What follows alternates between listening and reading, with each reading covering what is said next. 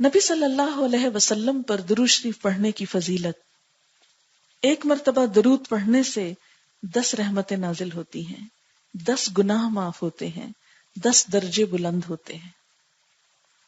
نسائی کی روایت ہے، حضرت انس رضی اللہ تعالی عنہ کہتے ہیں کہ رسول اللہ صلی اللہ علیہ وسلم نے فرمایا، جس نے مجھ پر ایک مرتبہ درود بھیجا، اللہ تعالیٰ اس پر 10 مرتبہ رحمتیں نازل فرمائے گا، اس کے 10 گناہ معاف فرمائے گا اور 10 درجے بلند فرمائے گا۔ ایک ہی وقت میں کیا کچھ کما لیا آپ نے۔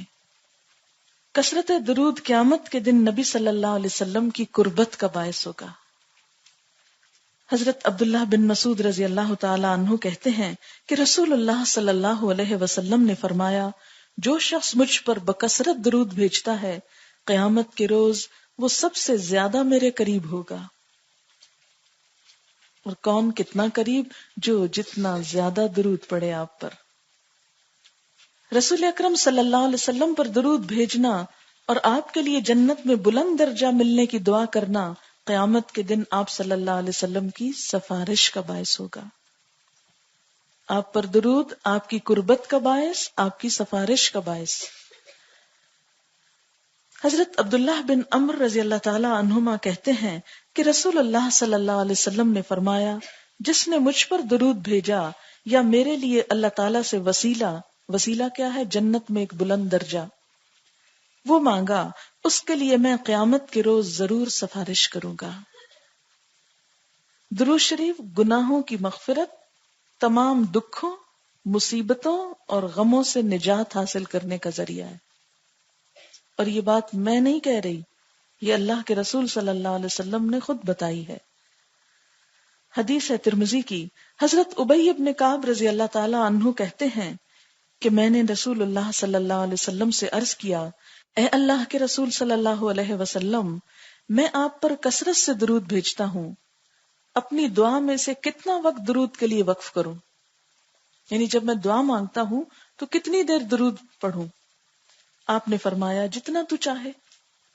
میں نے عرض کیا، 1/4 یعنی 1/4؟ آپ نے فرمایا، جتنا تو چاہے، لیکن اگر اس سے زیادہ کر لے تو تیرے لیے اچھا ہے۔ میں نے عرض کیا، آدھا وقت؟ آپ نے فرمایا، جتنا تو چاہے۔ آپ کا یہ جواب کتنا پر حکمت ہے کہ کسی پر آپ نے بوجھ نہیں ڈالا، اس کو فورس نہیں کیا، لیکن اگر اس سے زیادہ کرے تو تیرے لیے اچھا ہے۔ میں نے عرض کیا، 2/3؟ آپ نے فرمایا، جتنا تو چاہے، لیکن اگر اس سے زیادہ کر لے تو تیرے ہی لیے بہتر ہے۔ میں نے عرض کیا، میں اپنی دعا کا سارا وقت درود کے لیے وقف کرتا ہوں۔ آپ نے فرمایا، یہ تیرے سارے دکھوں اور غموں کے لیے کافی ہوگا اور تیرے گناہوں کی بخشش کا باعث ہوگا۔